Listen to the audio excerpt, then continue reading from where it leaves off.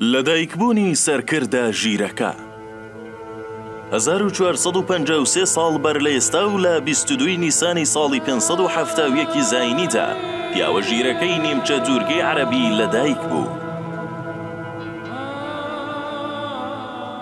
لە 12 مانگی ڕەبیع لە ساڵی فیلدا و دروست لەم ڕۆژەدا جارێکی تر جیهان بە لەدایکبوونی مرۆڤێکی مەزن ڕووناک بووە، مرۆڤێک کە هەموو ژیانی بۆ خزمەتی خەڵک و ڕێکخستنەوەی ژیانی مرۆڤایەتی تەرخان کرد. ئەو نەک تەنها پێغەمبەری مانداران بوو، بەڵکو برا و پشت و پەنای هەژاران، کۆیلا، دەربار، ژن و پارێزەری مافی منداڵانیش بوو. عەراب پێش ئەو وەها پیاوێکی گەورەی بەخۆوە نەبینی بوو، هەر بۆیان لە سەرەتادا گەورە و ئەمیر و پاشاکانی نیمچە دوورگەی عەرەبی قبوڵیان نەدەکرد و پێیان هەزم نەدەکرا گەورە و ڕابەرێک بێت و خزمەتکاری خەڵکیش بکات. بەو پێیەی ئەوان پێشتر هەر خزمەت کرابوون و کۆیلەدار و ئافرەتدار و خۆشخوان بوون.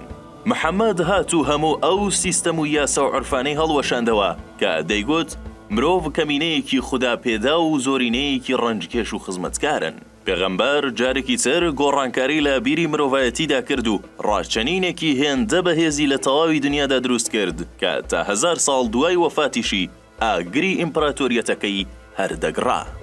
محەممەد درودی خودای لەسەر لە ماوەیەکی کەم دەتوانی نەک هەر دەسەڵاتی نیمچە دوورگەی عەرەب بەڵکو بە دانایی و ئازایی و لێهاتوویەکەی دەسەڵاتی ئیمپراتۆریەتی فارس و ڕۆمەکانیش بتوێنێتەوە. نەک هەر ئەوە، سوپا و لەشکری ئیسلام بەخۆ عەمامە و ئاڵای سپی ئیسلامەوە گەیشتنە ئەوروپای ڕۆژئاوا و توانیان 450 ساڵ حکمی پورتوگال و ئیسپانیا و ئیتاڵیا بکەن و شارستانیەتێک لەو ناوچانە بە ناوی دەسەڵاتی ئەمەویەکانەوە بە سەرکردایەتی کوڕێکی گەنج بە ناوی موسای کوڕی نەسیر تۆمار بکەن.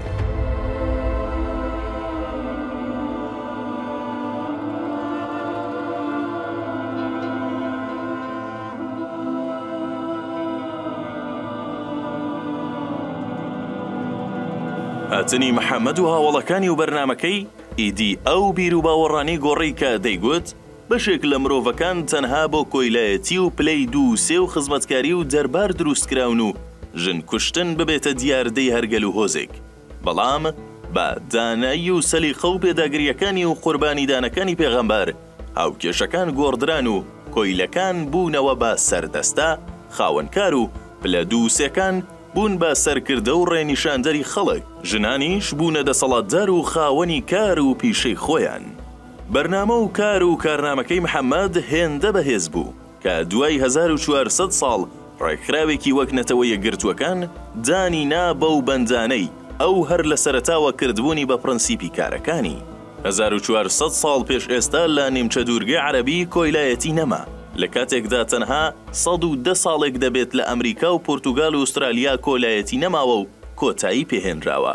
پێغەمبەر هێندە گەورە و ڕەوش جوان بوو کە خوددا لە قورئاندا پێی بڵێت ئەخلاقت هێندەی ئەخلاقی هەموو مرۆڤایەتیە. محەممەد هێندە میهرەبان بوو لەگەڵ منداڵ و ژن و دیلی جەنگ و تەنانەت ئاژەڵانیشدا، تاوای لێهات بە موسڵمان و کافرەوە هێندە خۆشیان دەویست ئامادە بوون گیانی خۆیانی لە پێناودا ببەخشن. ئەم گەورە پیاوەی نێومێژووی پەیامهێنانی خوددا لەسەر زەوی هێندە ئەخلاقی بەرز بوو کە لە کۆتاساتەکانی و لە کاتی گیان دەرچوونیشیدا دەیگوت بۆ خەڵک دەمرم.